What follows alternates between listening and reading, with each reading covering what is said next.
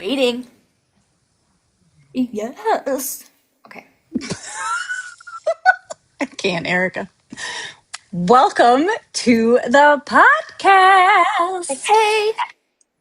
I am Rachel, aka Speckles, and I'm here joined, of course, with my better half. What's your name again? Hey, hey. My name is Erica, and I am Sunshine. And we have an amazing guest. I love that you add a little dance to it this time. This is really good. So, for those of you watching us on YouTube, you can see the dancing that just occurred with Miss Erica. We are joined, though, today by an amazing human being who I used to work with for many, many, many, many years, too many years to actually count. And for a long time, our offices were right next door to each other, which was both amazing and also dangerous because we'd end up in each other's offices all the time. I also had quite the candy stash, which allowed for everyone to partake as they opened and spilled their guts. And I am so thrilled that this incredible human is joining us today. Welcome, Danielle. Well, thanks for having me. I'm Danielle. My pronouns are she, her, and I've worked in the nonprofit healthcare world for 18 years. I started out 9 years in the developmental disabilities side while I was going to school to be a special education teacher. Life had different plans, and I So cool. ended up running two supported living service sites for adults with developmental disabilities. I had about 30 staff and uh, 8 different clients at that time, 4 in each home. And then I was on call 24/7. That led to like really fast track burnout, because I was on call for 2.5 years without any type of break. So whether Ew. I had family members in the hospital, I was on vacation, holidays, families, whatever, it was just sort of overrun. So I had to reset, and I found my way into the hospice world. And I've been in that world now for 9 years. I've been on the business side of things, and I've also been now I'm a volunteer coordinator. Fantastic. And what's your claim to fame?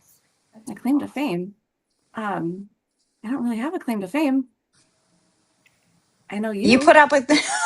It's like you're friends with Rachel. I mean, I think the claim to fame is that you put up having an office next door to mine or in the very near vicinity of mine for many, many years. We shared safe Yes. spaces in a place that wasn't always safe. Yeah, this is all true. Um, and what is your go-to junk or snack food? If you could have anything. My, Yeah. my junk or snack food. My go-to is coffee as I'm Mm. here. I know you always had the Starbursts in your office, which were great for me to feel like I wasn't actually consuming empty calories. Um, but my go-to is usually like a cookie or something salty. Mm. And how do you take your coffee? Are you a cream, sugar? Great question. Yeah, that's like my guilty pleasure. So I have like I have the creamer, but I also love a latte and I hate the latte prices. So I've splurged and gotten a couple of the syrup pumps. So today I've got blackberry and Irish cream in my coffee. What? Whoa. Yeah, you should do it. It's way cheaper. You're You so get the fancy. pumps, it all works out. It's all good. But blackberry, that's a really I don't think about that with coffee. You have to Oh, only do the Monin, like the syrup Demonin. The Tarani okay. stuff is garbage. I literally Okay. for a second thought you said moaning. Like I was like, what? Oh, You no, have to no, not moan that. in order to put the syrup in, and then it will increase its quality. It has to protest first. Okay. Well, and of course, because of the way my brain works, I immediately went to Harry Potter and Moaning Myrtle. And I was like, really? Yeah, yeah, Say no. more. Okay. Okay, Yeah, I'm here for this. yeah. It's not a usual combination that people go for, but it's my go-to. You do you. Yeah, that's me. Amazing. Yeah. All right, Erica, do you want to start us off with a question? Oh yes. Oh okay. Okay. So I get to start things off. So Danielle, this is my first time meeting you, and I'm really really Yes. excited to get to know more. So let's kick things off by what brought you joy. What has This recently week, brought you joy? so this week we have air conditioning and we lost power and the power came back on. And it's been like 100 degrees and humid. So that's really great. I'm kidding. Like that's a happy thing, but this week has been really great for like reconnecting with people that I've kind of outgrown some distance from that I wanted to reconnect with, and I've done that with like 7 or 8 people, Whoa. um, which You're has busy. been kind of amazing. Um, As an introvert, it's a I was gonna say, are long you an time. extrovert or an introvert? No, Because that sounds like you're an extrovert. I know I'm, Just social butterfly. yeah. And were Wow. all of these interactions, was this all in person? Was it on the phone? Like, It's a mix. So I think like 7 in person and maybe 2 on the phone. Dang. Yeah. wow. And I get to see one of my good friends this afternoon. I haven't seen her since her wedding last year. But I was working on her immigration stuff when I was back at the group home settings.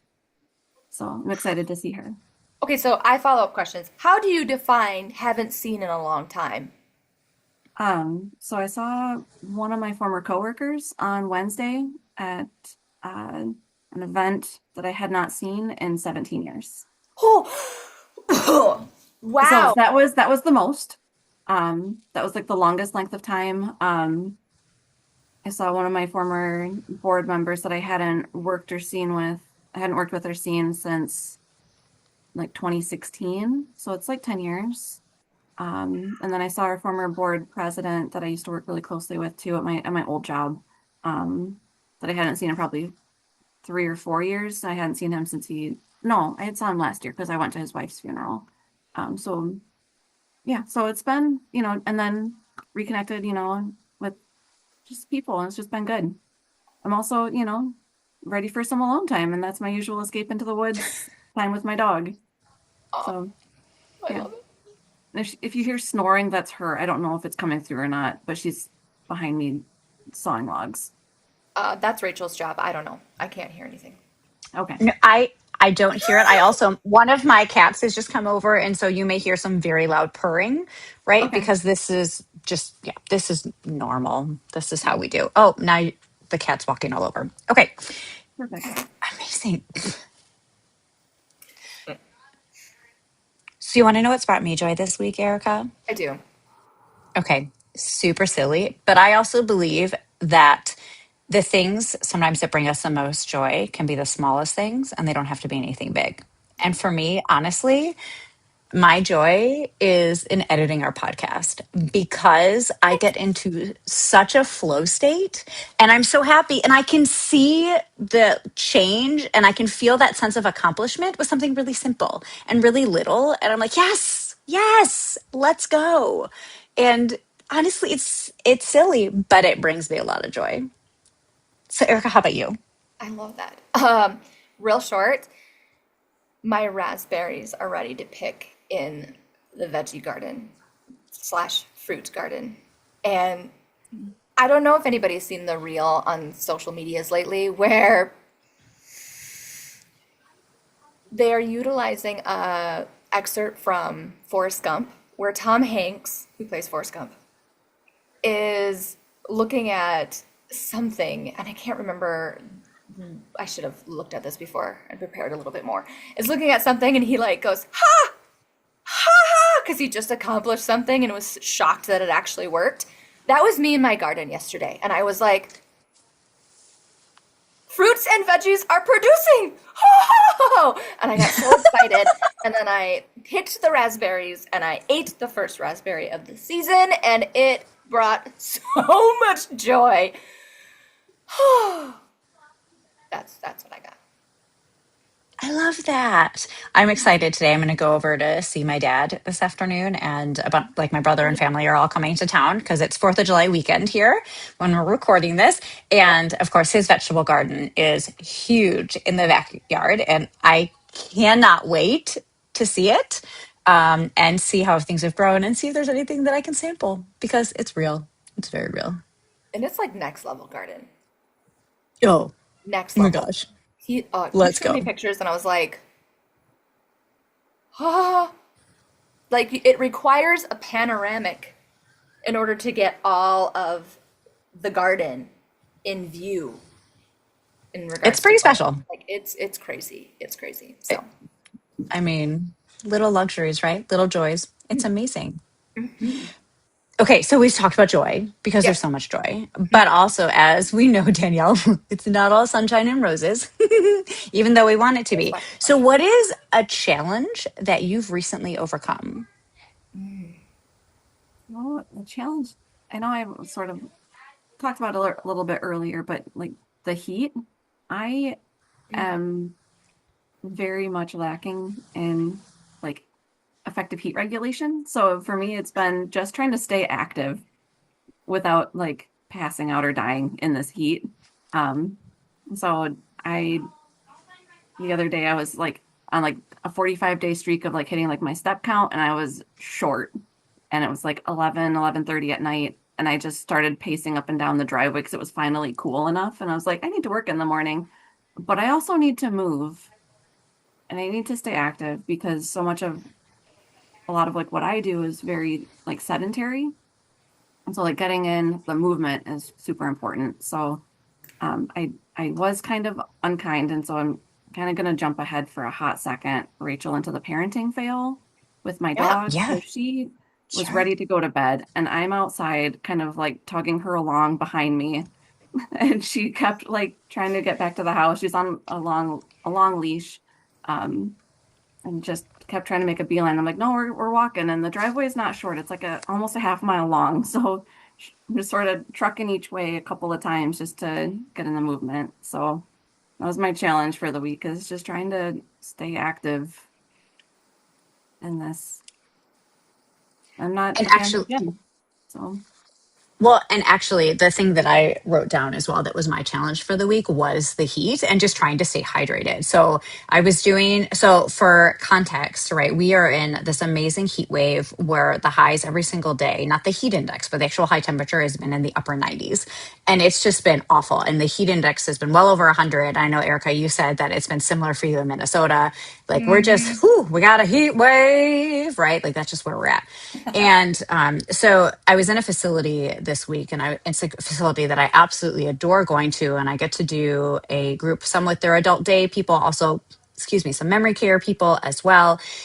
But they have a beautiful skylight, right? That's part of their common area where I do my group. And let me tell you what, that skylight brought in some heat because it was beautifully sunny, right? And so it was so warm in the space for which I'm trying to do this group, right? And so that means that all of the people that are attending, they're starting to fall asleep because it's so hot. And me as the therapist, I'm thinking, okay, well, I have to up my energy. I've got to do a faster strum. I got to keep everybody awake. But in the meantime, I'm like sweating and I'm doing everything I can, right? But then I So can't hot. stay too So well sexy. hydrated.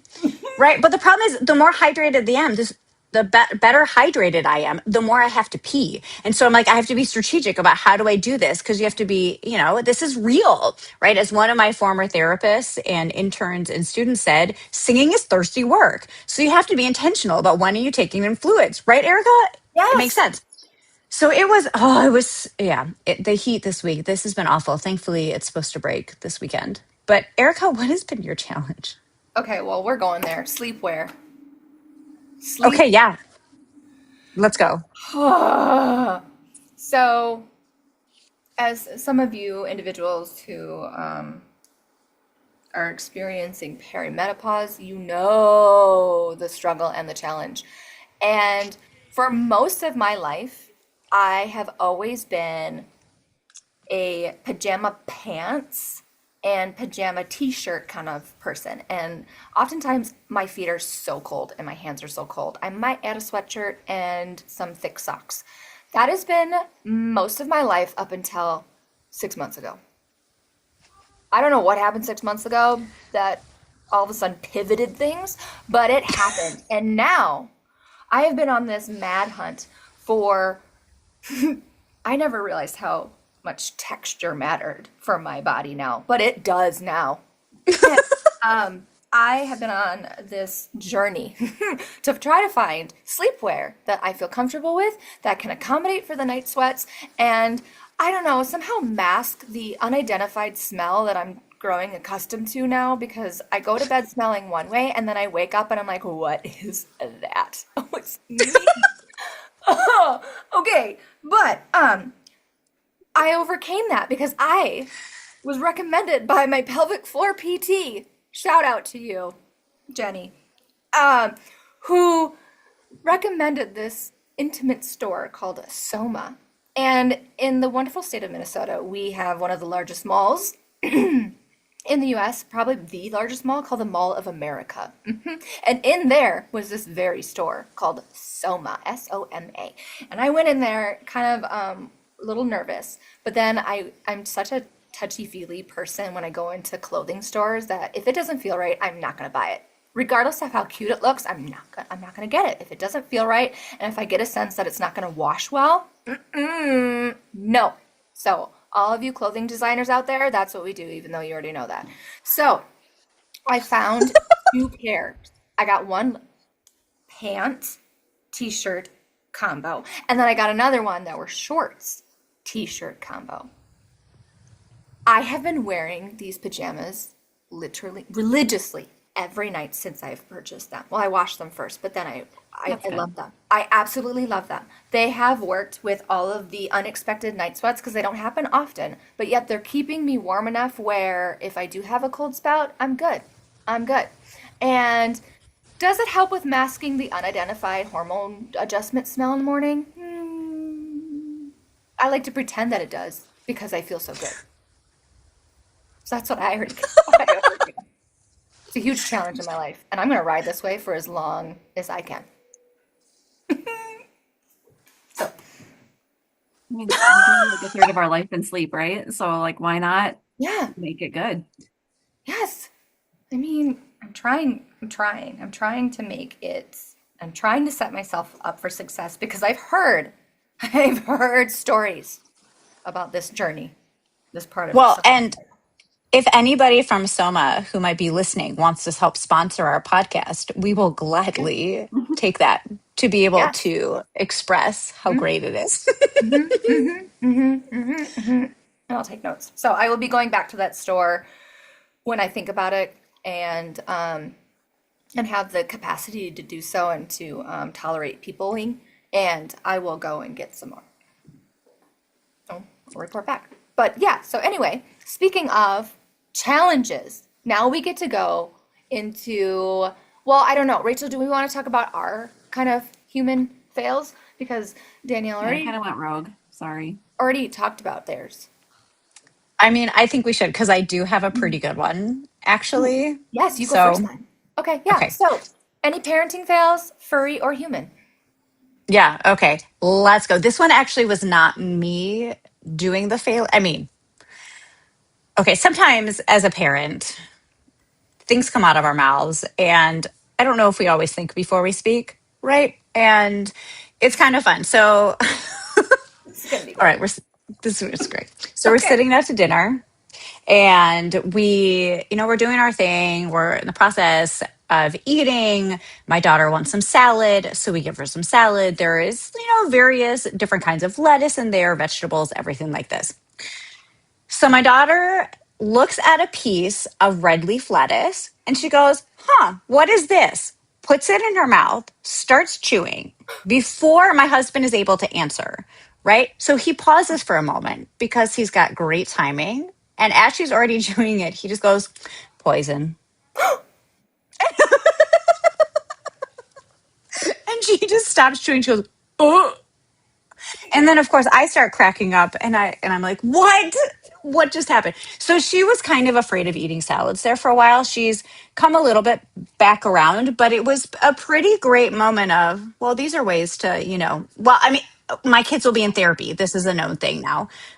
When Yeah, they're yeah, older and yep, same. and clearly they're on a side. Well, when my dad said that my lettuce was poison. So after I'd Yeah. already started chewing. Yep, sure that'll be one. So Erica, how about you? Do you have a good one Well, today? Danielle, your dog is gonna go in therapy too. You know that, right?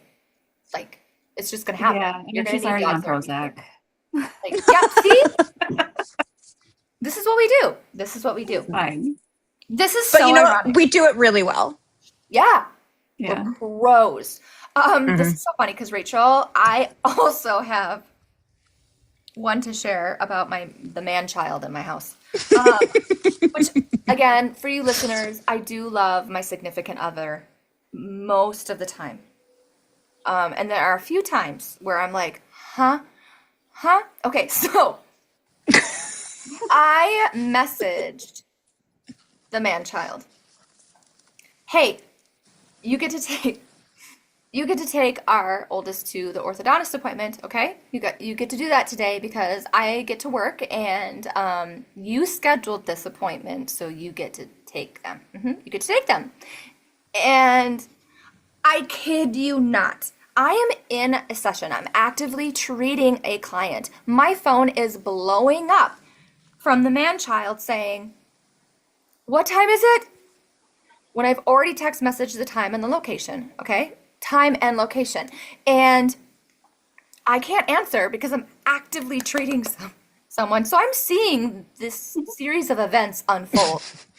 And I find out after my session was done and read through all the notes.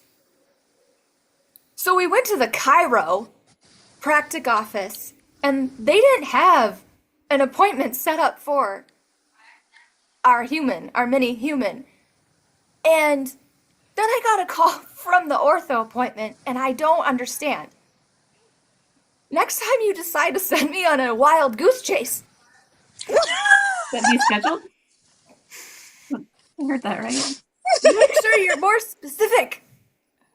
Then I get home and I follow up with my daughter, and I said, "So tell me, what happened today?"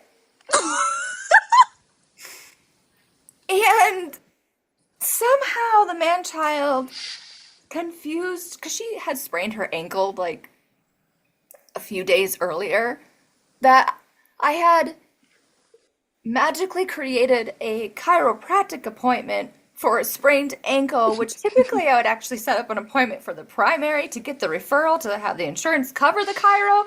But I mean, who's thinking about that? And I go, "Did you get to the orthodontist appointment?" And she's like, "Oh, we did. I was 15 minutes late. But Dad took me to the chiropractic office and I don't know why." And I'm like, "Yeah, I don't know either.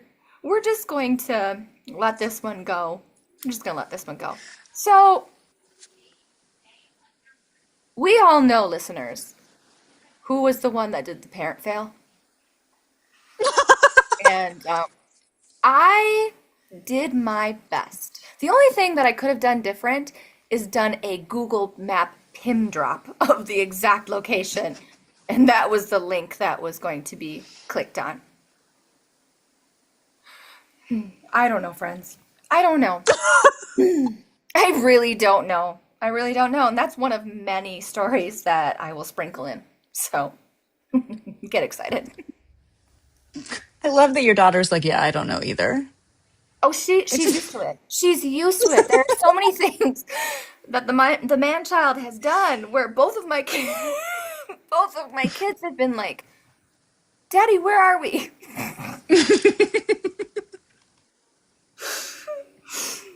Ugh. So I'll save another good one for another episode. But Oh my yeah, God. That's so great. Danielle, have you ever taken one of your dogs to the wrong place? Can't say that I have, Mm. but so lucky. the part that I'm kind of amazed at is that he was the one that set the appointment and then went to a different discipline. Mm. That's that's talent. I'm a little jealous. I mean, a few days passed, and I said, "Could you please read out loud the text message I sent you?" No. And he was like, "Oh, I see it now. It says orthodontist, not orthopedic." I'm like, "That still doesn't make sense and how you got chiropractic out of that." Oh, Lordy. Oh. Which I know that that's his way of like, I don't know, somewhat coming up with excuses because men do that. Men love to do that. They love to make things sound worse than what they actually are in order to save face. They're like, "Oh, let's make up something on the fly because then maybe it'll ease the blow." So in my house, though, the number one thing is that we spend a lot of time, my husband and I, making a grocery list, and then inevitably he always leaves it at home, right? Always. And so then I get a message, oh, I forgot it. Can you take a picture? And I go, yep, not a problem. And I'm like, at least you're consistent, right? Like, okay, like this is known. Like, I'm gonna, okay, okay, Yes. done. But Yes. then he does it and he's very successful. And I'm very grateful whenever he's able to do things like that, right? It's fantastic. But I can count on, yep, you're going to leave the list right on the table. Yep, right at your spot. Because life and distractions and real. And it's perfect. So, Yeah. yeah. But, speaking of things that we've learned, that my husband is consistent and yours is consistent as well, right? At not knowing where he's going ever, is I love to talk about things that we've learned, right? It can be a book, an article, a podcast, training. Danielle, what have you been learning other than we're both a little bit crazier than you first thought? Yeah. The thing that's sort of sticking out to me right now is I stopped by your house the other day and your You did. daughter was very adamant at taking your very sweet, very patient cat for a walk. And somehow got the harness like twisted around and backwards and it wouldn't go on. And I learned just how patient a sweet cat can be as a non-cat person. Yeah. Okay. So one of our cats has, and yes, we do have three cats. We are that crazy. Um, really loves to go outside. And primarily she wants to go outside just to be able to eat the grass or sit in the driveway. She doesn't actually really want to walk around, but she just enjoys this. This is just what she likes to do. And we don't let her eat the grass because it's the same with dogs when they eat grass, right? Nothing stays down. It's good. Well, okay, so we bought a adorable pink little harness that goes on this cat because she's got a pink collar. So Yes, you do. clearly, this Yep. all makes Safety. sense, right? Safety. Yep. Safety first. Um, and I think really the best part about all of it was not only that this sweet cat is so patient, but also because it's been so hot, she gets to the threshold of the door and she's like, nope, not going to happen because it's so hot. And of course, I'm obnoxious and I'm like, come on, let's just go hang out in the driveway. And she gets to the driveway and she goes, nope. And she turns right back. She's like, not doing it. Yeah. Not doing it at all. It was great. But yeah, I don't know. But yes, my Yeah. daughter loves to do it. And she is a The very amount of tolerant cat. the amount of Yeah. patience from your cat is Oh, like Who she could knew? be nominated to sainthood if people prescribe to that belief system. This is the same cat that also this morning, as one of the other cats, literally is slow blinking her, super chill. This cat is on her back and just waits until the cat is basically asleep and then pounces her. So, I mean, cats, they have so much attitude that I don't know if they could ever be sainthooded, but yeah, she's a pretty chill cat. Erica, what are you learning? Oh, so much. I learned that there is a right way to get out of bed. There is a specific leg that you need to wisp out of the bed and land on the floor before getting out of the bed. And ideally, friends, you need to know this. This is a PSA, a public service announcement. It is the leg that is closest to the edge of the bed, the edge that is closest to your body, okay? So if you're sleeping on, let's say you're laying down in bed and you're sleeping on the left side, that means your left foot must touch the ground before your right foot, before you proceed forward and move your body weight. If you use the other foot, just learn from my mistakes, friends. It's not good. It's not good. And the older you get, the more dangerous it is, and you need to recheck your insurance policies, okay? Okay? Yes, I have follow-up questions. Yes. Any How? how How how I how do you Oh, you do the think, other how do you do the other foot than the one Danielle, that's close to the edge? that is a great question. If there's anything you should know about me, where there's a will, there's a way. And it will happen to Miss Erica. I will I will inevitably, in every situation, be able to express in the most honest, genuine way how many different ways you can solve a math problem. And so this one is now getting out of bed. Now, there's the scoot method where you can scoot to the foot of your bed by scooting on your butt and then both feet land on the ground. That's one way that you can get out of bed. I've done that, especially when I'm squished in between my cat and my dog. I have no choice. To have to go straight. Okay?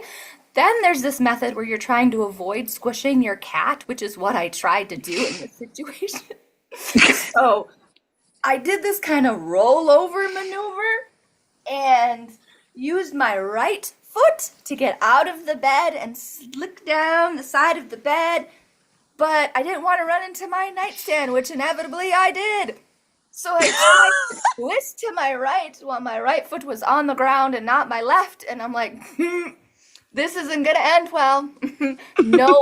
And I twisted my lower half of my body, lost my balance, landed on my nightstand, and well, let's just say the floor got washed with my water, my cup of water, because of course that was the night that I chose not to wash my tumbler, which has a cover and a straw. So that was on the and my phone cracked because that landed on the floor, and I have a stack of at least 3 books that I'm reading. And that landed underneath my bed on the floor, like everything was there, and oh, and then we got a scratch. So yeah, so that's how in that particular situation. The things we do for I'm so glad for all the visuals that just are now present in my brain. I mean, maybe I can take a picture of the state of my nightstand now. So when we do the YouTube post, I can just like flash it up on the screen so people can get a visual that way. But yeah. Yeah, that's how. It's it's great. But the other thing that I also wanted to announce is that I have this slogan that I like to say all the time called "You do you, you do you." And I learned that there is a book out there by Sarah Knight called "You Do You." And I need to read the subtitle because I can't because it's so hard to read. How to be who you are and use what you've got to get what you want. I'm like, oh. So I'm 53 seconds in, and I already love it. Well, 53 seconds. I mean, psh, amazing. Nice And how long bread. is the book? Right. 4 hours and 13 minutes. Okay. Oh, just kidding. 4 hours, 13 minutes, and 53 seconds. Oh, those 53 seconds do make a huge difference, Yeah. obviously. So, yeah, I'll more to come. I can't wait. All right. So I have a more serious what I learned. I'm sorry to bring us away Oh, from the redonkulousness. how But, dare you? you know, I had a great opportunity to relearn the impact, the secondhand effects of music therapy, right? So it's not the person I'm directly spending time with, but like it's other people in the space and the impact that music therapy can have. Because I was visiting with a gentleman yesterday. He is in a memory care unit. Everybody in there has some kind of dementia diagnosis, right? And when I'm with him, everything is very quiet, very relaxing. This is somebody who does not like loud noises. It will literally cause him anxiety. And if it's too overwhelming, he'll give death glares. I love this guy so much. Anyway, as I'm going about, I'm super focused on him, right? We're in the dining room area, and just off of it is a TV room where there are other residents that are just sort of there. And there is a gentleman who I have sort of seen in my peripheral has gotten medication, right? I don't know anything about him. I've never seen this man before. He may be new to the facility, but throughout the course of when I was doing music, he literally just didn't move for a lot of it. And what I learned from the hired caregiver that's also spending time with this particular client is that this is somebody who is constantly on the go. They have to find him all the time. Like he's not somebody who ever sits still. He's got so much anxiety. But because of, for whatever I was doing with this guy, and mind you, I don't think it's shared music, right? Because for this particular client, I'm doing music in Hebrew, I'm doing music in Yiddish, right? Like this is his preferred genre. I don't necessarily think this would be this guy.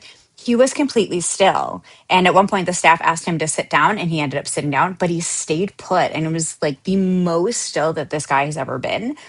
So it was a great opportunity to just really appreciate how the benefit of what it is we get to do for our clients, the impact is so much greater. And it's not just on the family members, but it's really everybody around. And it was just really great. And I just really appreciated getting to relearn that and experience that in the moment yesterday, because we don't always take time to appreciate it. So, Warm and fuzzies. Good job, right, Rachel. it was a bit more money. It was like that. That's so cool. That's so cool. Okay, well, we've made that round. Here we go. What's something you wish someone has told you earlier in your career? Danielle, you get to go first because you're our guest. I wish someone had kind of coached me better on making peace with doing my best, even when it falls short of perfection. Mhm. Um, and that if there's not enough time in the day, that's okay, that I've done what I can. I'm just one person. I had my Grammy tried to teach me that when I was a kid. She would always say like Rome wasn't built in a day, just do like one step at a time.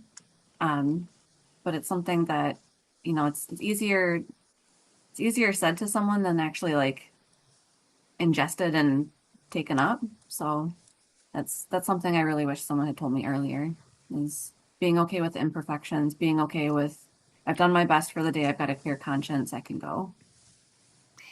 That's a good one.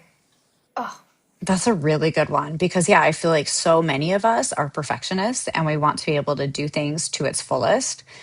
And sometimes it's hard to not complete something or not just have that sense of conclusion, because then I think that's also where, and we'll get into this a little bit later with our student question, but it's hard to maintain that sense of work life integration to where you're able to give enough space to life outside of work.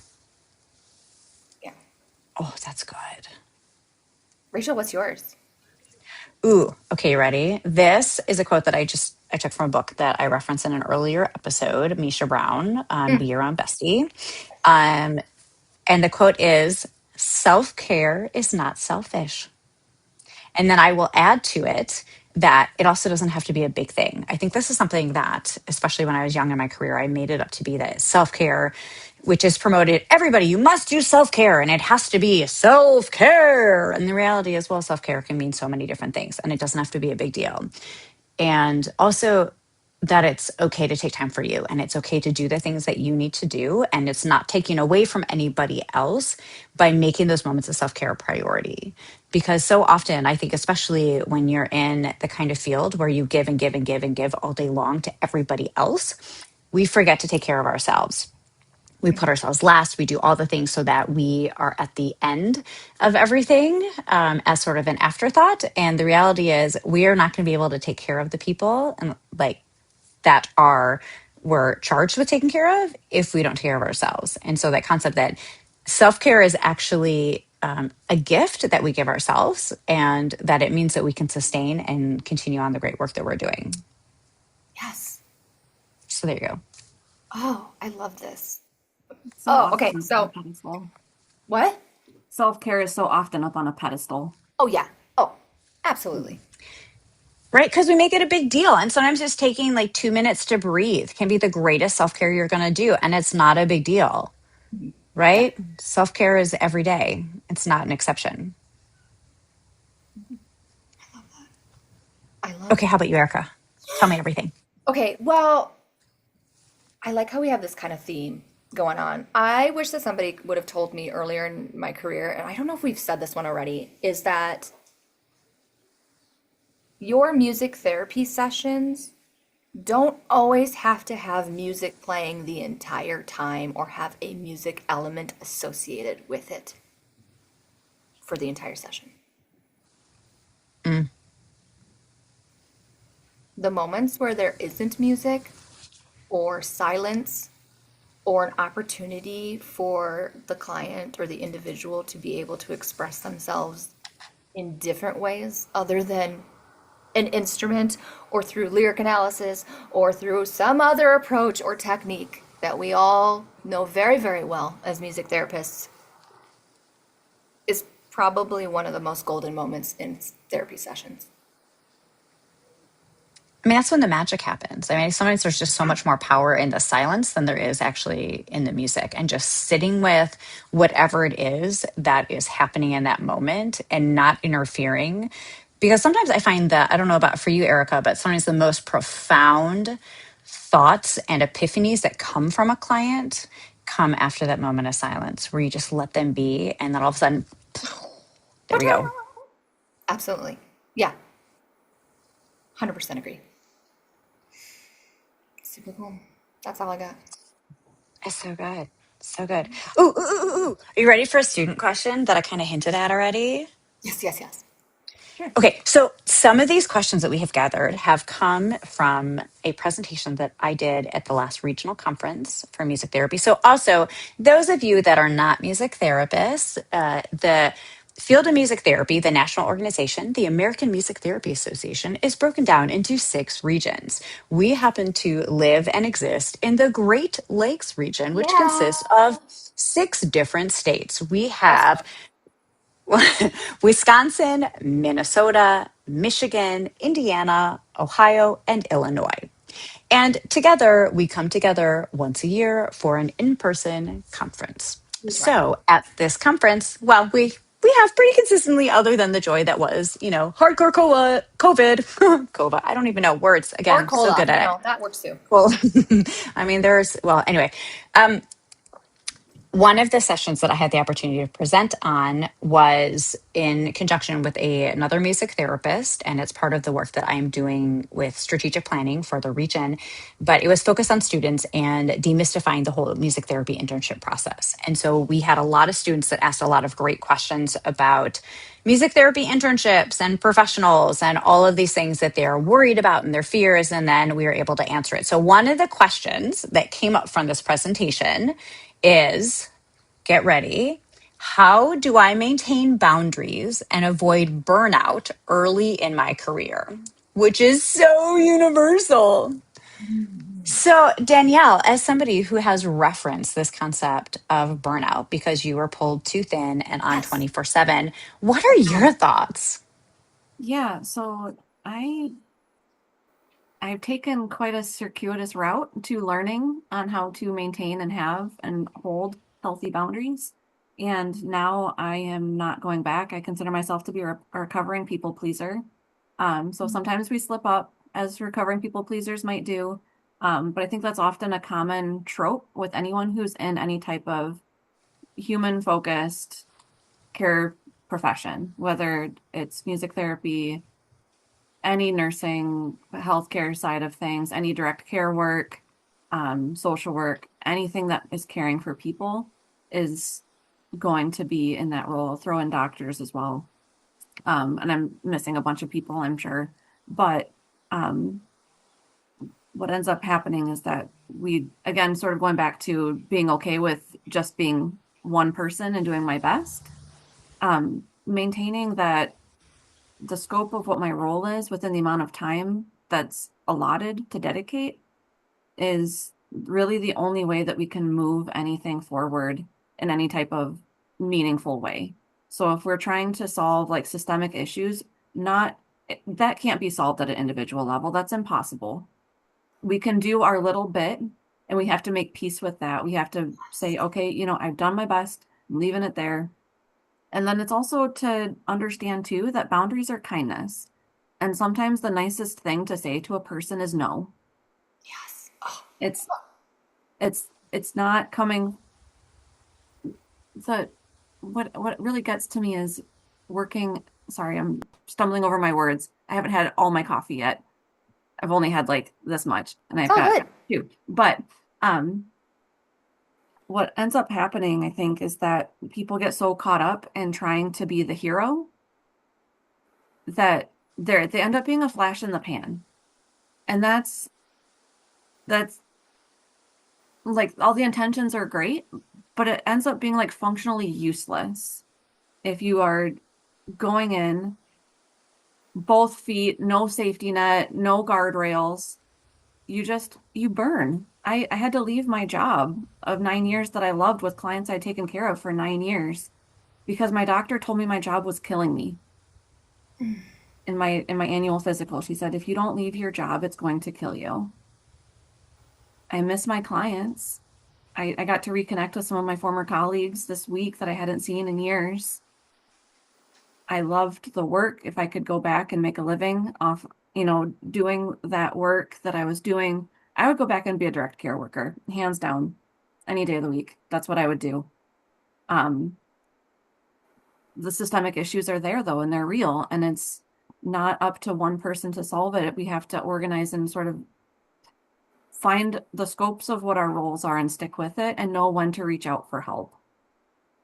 So, again, with like boundaries being kindness, it's really that being honest and knowing what the extent of our abilities are, and not just what am I absolutely capable for if I push through all of my alarm bells. That's how you end up with random issues like a gallbladder attack. I don't know. I heard that happen to a friend of mine who might have my same name. Um, but like there's your body will also like rebel against you if you're pushing beyond the limits of what's going on. So what I get to do now in like my current role is I coach our volunteers on having healthy boundaries, on knowing when to ask for help, what to look for, getting equipped with knowing ahead of time what the steps are if things come up that are beyond the scope of what they do. And so that it's not that there's someone saying, oh, that's not my job. It's saying, this is an issue that needs to be addressed by someone who has the skill set and the equipment and the know-how and the time and the mental energy. And it's within the scope of what their role is, and I can reach out for help in that way.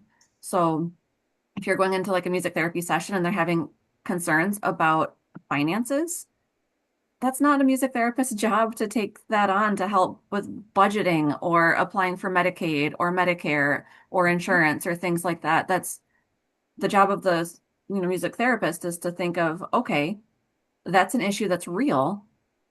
I can acknowledge that this is a real thing. I can also acknowledge that I'm not the person, and maybe I can be a resource to connect them to the right person. And so it's not dropping the buck. It's not leaving people in the lurch because that's also not kind, but it's protecting your space and it's protecting your time. And at the end of the day, right, if we're working, if this is what our job is, we found our way into this profession for a reason. It's because we care. We want to leave our mark, make the world a little bit better, make someone else's life a little bit easier, have people being okay is really what we're about. But we also have to make sure that we're okay. And so having those pieces in line of knowing who to reach out to is going to be the biggest gift. You don't have to have all the answers. It would be insane to ask someone to have all the answers. But if you know, okay, I I don't know this answer. I don't know if this other person knows this answer, but they probably know someone who does. And having that network to fall back on is really where the key is there. I hope that's all right. A sort of word salady. Yes. That was No, I beautiful. love I love that idea that boundaries are a kindness. And it's not only a kindness to yourself, but it's a kindness to the people that Yeah. you're serving because you're making sure that you can be your best self when you're with that person. And you're absolutely right. This idea that we need to rely on those around us because fundamentally we're a giant team. And that was something, Danielle, that you and I did so much of when we Yeah. worked together is we both understood kind of what was in our scope of practice and had no issue referring to the other to make sure that we were all taking care of not only the people we serve, but also each other as colleagues and being respectful about what is each of our knowledge bases, right? Because it would be, as you said, like if there are questions about finance, it'd be so inappropriate for me to try to even grasp those things. The same way if I had a client who had issues with like a wound. Like, who am I to dress that wound? That's not, I mean, I could, but I'd end up doing a bad job. It would hurt the patient more or the client more. And better we should, and then I would feel like a failure and like I've let everybody down. I haven't done enough. I would beat myself up and it just doesn't work. Nobody wins. And that's how, those lines get really muddy. I will say though that you did an amazing job with wound care for a patient a number of years ago when What? we had our inpatient unit. That was you did a music therapy intervention Oh, that okay. helped the situation. So you were staying within the scope of your practice, but you brought the space down for this patient had third-degree burns across most of her body. It was horrible. And Rachel went in and did this amazing intervention. I wasn't in there. It was not appropriate for me to be in there. I just heard vicariously, and it was talked about for months afterwards about how the nurses there and the doctors really saw the value of music therapy and that Rachel went in ahead of this wound care change that was excruciating for this person who was dying from these burns. Rachel went in ahead of time. She did this amazing intervention, and then throughout the time of the wound change, again, patient was mostly burned. I think it was like over 70% of their body was third-degree burns. And Rachel made the interventions caused the wound care change to be less traumatic for the patient as well as for the staff because she brought the breathing down. She changed the energy of the space, and that's the scope of what her role is. That would have been completely inappropriate for my volunteer musicians to go in. They're Yeah. not music therapists.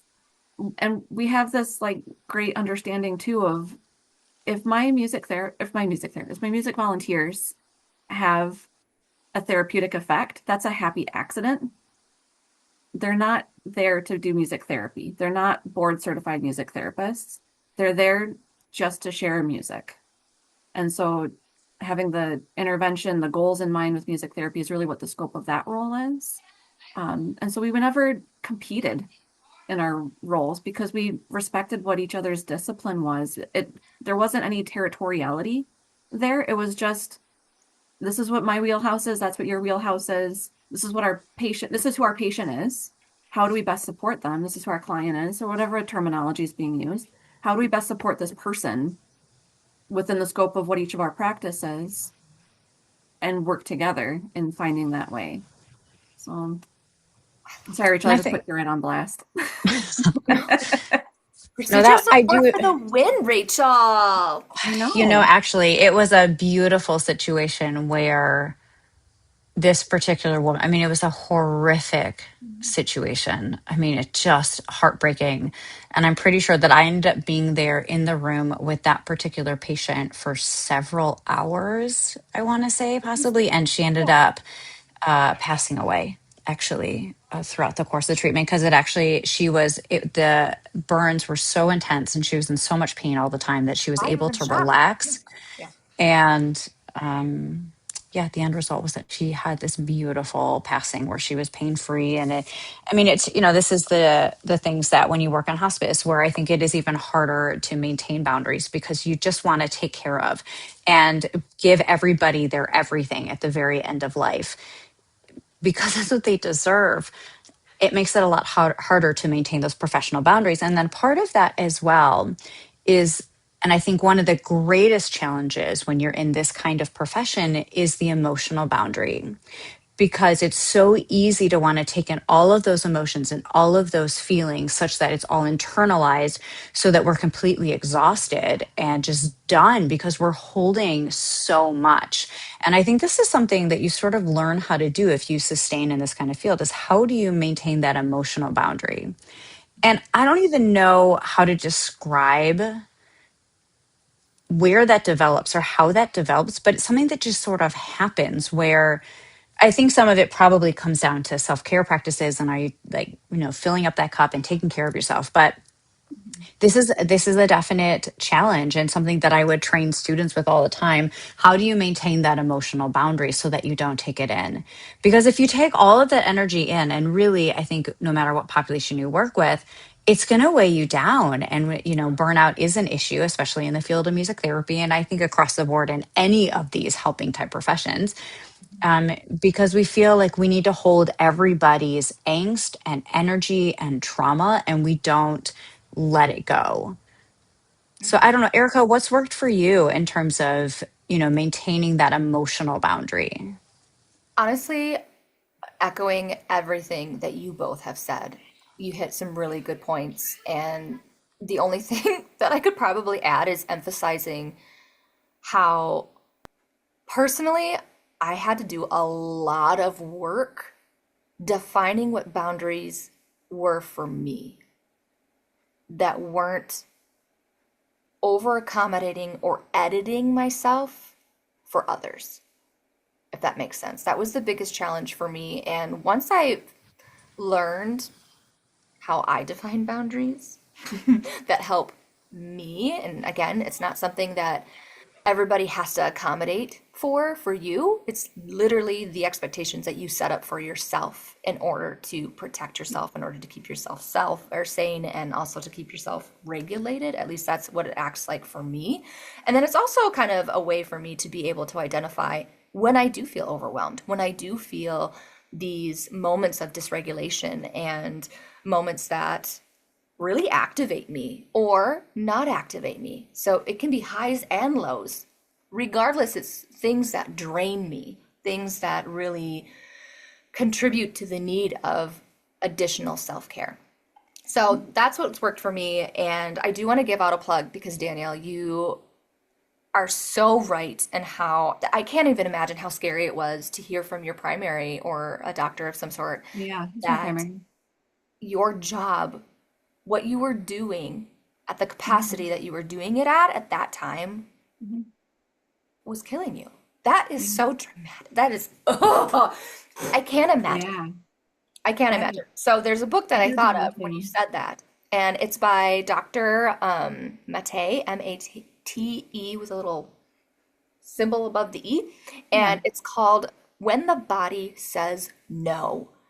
And each chapter is broken down to different scenarios on how an intense caregiving practice can impact the body. So it kind of goes over individuals who are nurses, CEOs of large corporations with a lot of pressure on themselves, project managers. Like it goes to through a lot of My title was disciplines. I was a program manager. I answered directly to the board of Yes, directors. I did medication, scheduling, hiring, HR, so much. family dynamics. We answered to our accrediting agency, the county, the state, um, a local social services group too. It was a lot.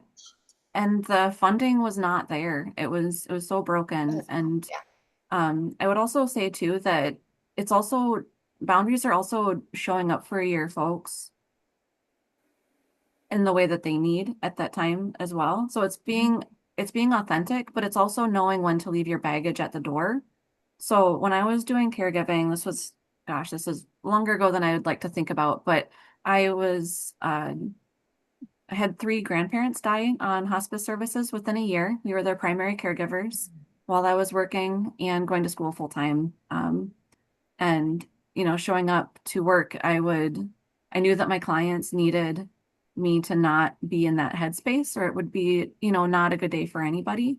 And I would literally touch the side of the door walking in and I'm gonna leave my problems here right now. They'll wait for me on the way out. I would touch the door on the way back out, pick them back up and go.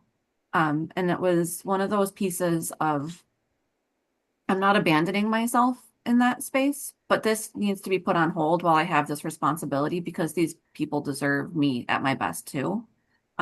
So that's something that I would also do. And people do different things different ways. There's no like necessarily right or wrong. It's really just you find what works for you in the moment that you need it to. Um, and having that, I mean, as going in as therapists, right? And like going in, I was on patient visits this last week. One of the patients didn't have air conditioning and they only had leather seating in their house. It was rough. Um, Fun. but so like Sticky. Oh, going into those visits, right? Like we have to show up as the best version of ourselves. And especially like in hospice care, you might not see the person again. And just knowing that I'm leaving, I don't have any regrets is also like a kindness to you. Like I've shown up, I've done my best, I'm good with it. I've stayed within the scope of my role. If I notice something that needs to be addressed, I'm reaching out. Maybe this person had, they needed nail care. It's often something that you might see, right? So I'm going to reach out, make sure that that's followed up on. And then it's the trust and verify. So I'm not going to be like hounding my colleagues about the things that are like within the scope of their role. I'm just going to say, hey, I noticed this. This isn't mine to take care of, but it's something that you could. And then I'm going to trust that they do it and then like check back in a week and just make sure it's handled. And, leave it, leave it there. And I do love Dr. Mate. I have one of his books, The Myth of Normal. Was one of my Yes. yeah, that was a really good read. It's great. It's great. That's so cool. Wow. That. Well, speaking of boundaries, I've got Yeah. boundaries to sweet treats. So, because That was the most random transition ever. well, I mean, I didn't know how else to transition this thing, but I love boundaries, it. sweet treats, because if I didn't have boundaries with sweet treats, it would be very dangerous, very, very dangerous, and I don't even want to know. Well, I mean, I do know. So, anyway, great segue. Rachel, you wanna fix that segue in any shape or form. You can. Nope. No, I'm going to leave it as authentically as it just happened because Great. it was only you. Great. That's Great. Yeah, I didn't know how else to do it, but I mean, that's Danielle, really the best thing you can give someone is your authentic self. yes. So, Thank you for and and validating. within having healthy boundaries, it all makes sense. and we're Right? very good at being our authentic selves with the I random don't know things how that to come be out of our anyone mouths. else. Right? Right? Like I will play the ADHD card. I am proud of that. I will play that and be like, oh, and also proud Virgo. So there, enough said. All of you listeners know what is ahead. So, Danielle, what is your favorite sweet treat, your small win, your favorite product? It really does not matter. We just want to know what your faves are. Yeah, so my favorite sweet treat book is, let me see. I think I'm just gonna put in a plug for a book that's kind of Yes. interesting. Nothing to do with healthcare. It's just kind of a great little story that I've read a couple of times. It's called it's a trilogy, so it's the Winter Night trilogy by Catherine Arden. It's about Vasya, who's a young girl in Russia, like as like the church is kind of coming in, meeting like Russian mythology. Um, and it's sort of just learning about the mythology side and different political things. It's fantasy and all of that stuff, but it's also just really kind of great. I would recommend listening to it the first time through because their names and nicknames are kind of hard to get used to right off the bat if you're not familiar. If you're Got it. trying to read it, it gets really confusing for the first bit and then you get used to it. Listening to it's a lot easier. Duly noted. Duly noted. Rachel, Yeah, what's yours? Rachel. Okay, we're going to talk wine today because, yes. All right. During the summer, I have a go to wine that is just perfection. I get it at Trader Joe's. It is, as with all the wines at Trader Joe's, very cost effective. It is their Vino Verde. It is a delicious white wine that has a little bit of sparkle. That to me, as you drink it, is the epitome of summer. It is refreshing. It is a very drinkable wine and technically has a lower alcohol point than some of the other wines. I will say though that if you don't eat as much during the day because it's a lot warmer, when you drink a couple glasses of it, it will hit you just like a regular wine. But it is absolutely Yes, sir. fantastic. It is beautiful. It is really, it is summer. So I highly encourage everybody to go out and get a bottle. It's just glorious. How about you, Erica? Well, that might pair well with the sweet treat that I'm bringing forward. I'm not sure Okay. if either one of you are familiar with the Coco Love chocolate brand.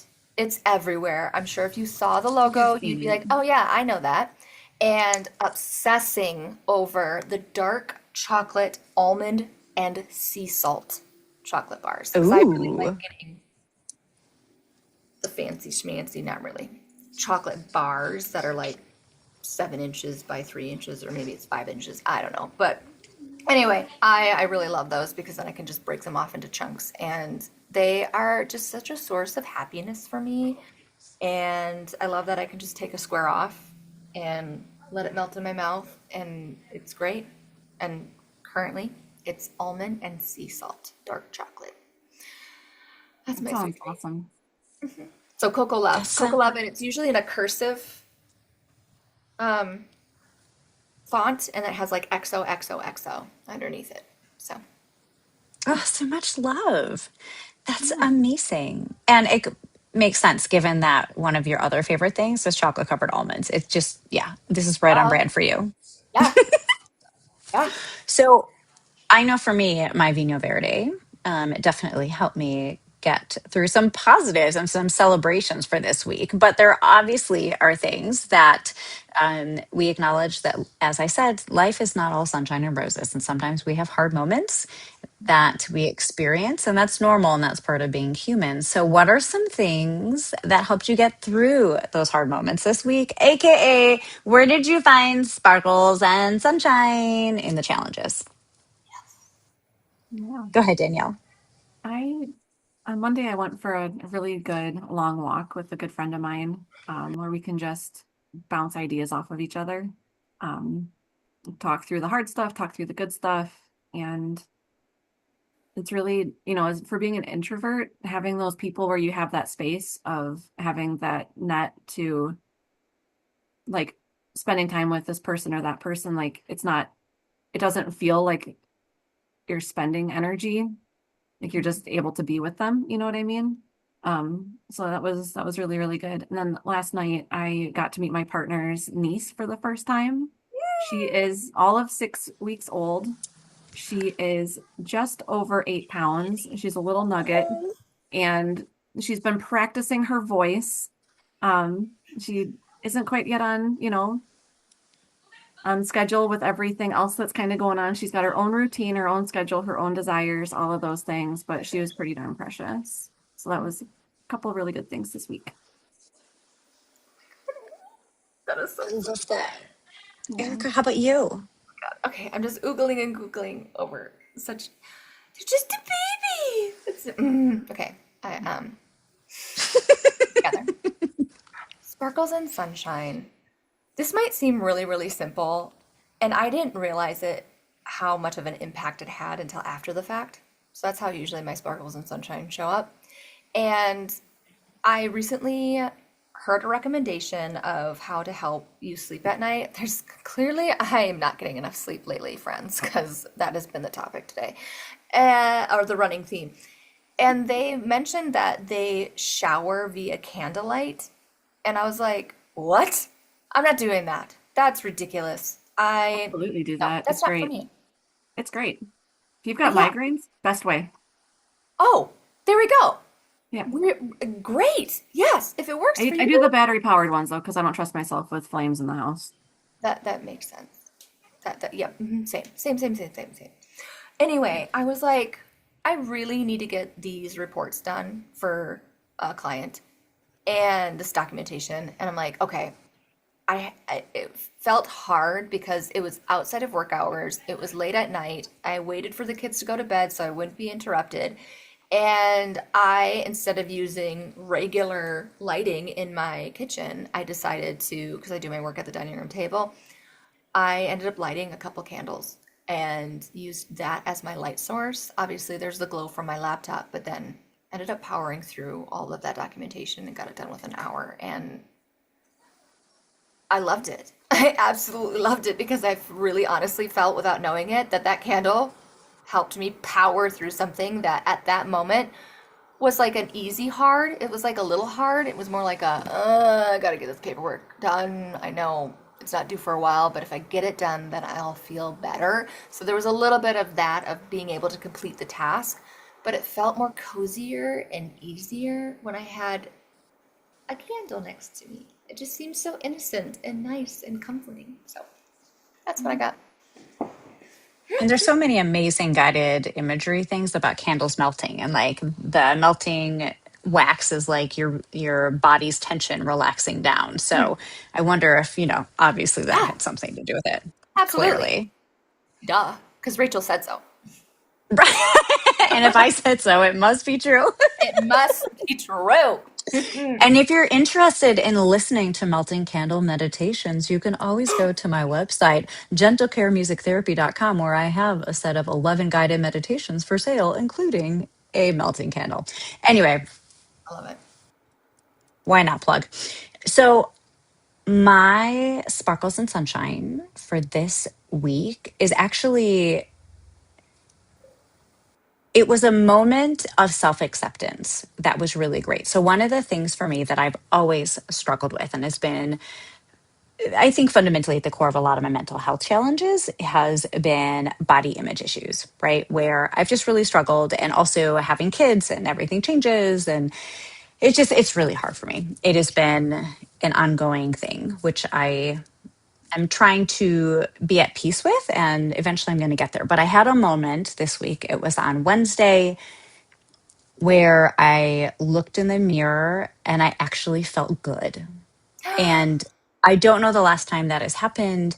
And I don't know what it was about what I was wearing. It's not like it was anything I hadn't worn before, but I felt at peace and it felt really good. And I made sure to celebrate that and acknowledge that every time I went by a mirror and just said, yep, this is good. We're okay. I don't know if I was also more relaxed. I had a great day where I got to run some errands, did all kinds of administrative stuff. Spend some time editing our podcast, right? So I think I may have just also been in a really good headspace. But that was just such a great opportunity to just cherish that and take the time to relish in that, because it does not happen often at all. So, and actually, I can't tell you when the last time was that I had a moment like that. So it's just really great to be able to be there in that space. That's I think we're all so conditioned to be like our worst critics, especially as, you know, Ooh, how pick me, pick me, pick me. my value is only wrapped up in if I get picked. This is great. This is fun. Is everyone having fun? I'm having fun. Yeah. oh, that's so good. Mm. Oh, that's really awesome. That I'm so proud of you, Rachel. That is like It's a big win. It was. so It much was a self-love. really, yeah, it was a good thing. I'm learning how to be my own bestie. Okay. Thank you, Misha Brown. I love that. I love that. Maybe, oh, let's get him to be on our podcast. How about that? How much fun would that be? Yes. Okay. Anyway. Future guest. Future guest. We hmm gotta do that. We gotta do that. So I mean, anyway, let's shoot for the moon. We got nothing to lose. right. Worst case scenario would be they say no. But I'm sure Exactly. they'll genuinely think about it. Oh, absolutely. And give us a very well thought out response. Yes. So, all right. Let's move on to our next question. I almost lost my spot. There we go. Ooh, okay. Danielle, ready for this? No, but sure. What's one song you would recommend that has been resonating with you? I mean, my go-to song that I always want to listen to when I'm needing like a pick-me-up is that old pair of jeans by Fatboy Slim. Oh, no, I love it. I don't know if you've heard that one or not. I'm not always the I biggest have. fan of Fatboy Slim, but I love that song. That's so great. That What is do you so. love about it? It's just back to what you were just saying. It's like radical sort of like self-acceptance, knowing your worth and not settling for less. Mic drop. Let's go. That's Damn. it. It's that, and then it's fun. So Yeah. it's like, where's the? I don't see any downsides. That's so cool. Yes. Yeah. That's so How cool. about you? Okay, so mine has been Beyonce's Yes. song Listen from the Dreamgirl soundtrack. It Yes. just, oh my gosh, that idea of asserting yourself and saying, listen, I'm at a crossroads in my life. I don't know what direction I'm going to take, but I'm going to decide for myself. And I just love it. And of course, Beyonce is such a queen. And everything about it has that sense of empowerment and acknowledging and being okay with the fact that there are unknowns. And that's been my jam right now. How about you, Erica? Okay, I'm taking it a different way. Shocker! Please, let's go. I see a kiddo, and they're between the ages of 8 and 14. Let's just, well, 8 and 10. We'll say that. We'll narrow it down even more. And this weekend, or this week, we definitely hit a moment, and in the sense that he actually said what song he wanted to play. Like the rapport has gotten to the point where he now trusts me in a different way, where now he's suggesting the songs. And I kid you not, it was a party. And this song has been in my head ever since. And this happened yesterday afternoon, like around 3. And it's called Party in the Elevator by Funnel Vision. If you ever are needing just a mental break and wanting to do a palate cleanser is what I call it, whenever you've been listening to kind of like the same series or rotation of genres and you just need to do something completely different, Party in the Elevator. That's where it's at. It kind of reminds me of the song, also, if you guys have ever heard, It's Raining Tacos from Out of Yes, the Sky. But this one Yes, is Harry Rachel Griff. used to sing that at Party in the Random. Elevator. And I'm like, this is a great song. And I'm seriously thinking about using it, a different version of it, for the various individuals that have fear of elevators. Because it's so functional and practical. So it like resonated with me because I was listening to the lyrics while also like jamming with my client because he is bouncing on the trampoline and off the walls and on every flat surface that you could possibly think of. And while I'm sitting there going, this is therapeutically useful. Not only for encouraging me to move and get my body to move, like you can't help but dance and bop and move and like feel the groove. And also, I was like, wow, we could do a lyric analysis on this. This could be for all ages. That's what's resonating with me. I love that so much. I am so excited. I'm surprised that my daughter hasn't introduced me to that song yet because I feel like it's Right. inevitable. She might know I'm it, sure if she not your does. son for sure. Yeah. Yeah, probably. Well, Danielle, we are so lucky that you decided to spend time with us this morning. I know. Thanks for Is having there me. anything else that you want to plug or say before we say goodbye for today? I mean, just keep doing the work.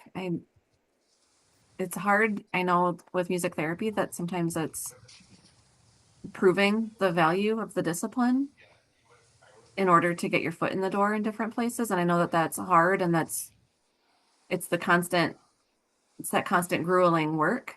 But it is valuable. And I think that the more that it's out there, the more that people are become aware of it, the more widespread and and it'll be utilized more to help more people with whatever it is that they're dealing with. Because therapy is important, and music therapy unlocks different parts of the brain to really make a meaningful change. So keep doing what you're doing. Thank you, Danielle. You're the bestest. Erica, if people want to get in touch or interact with our podcast, how do they do that? There are so many ways. So many ways.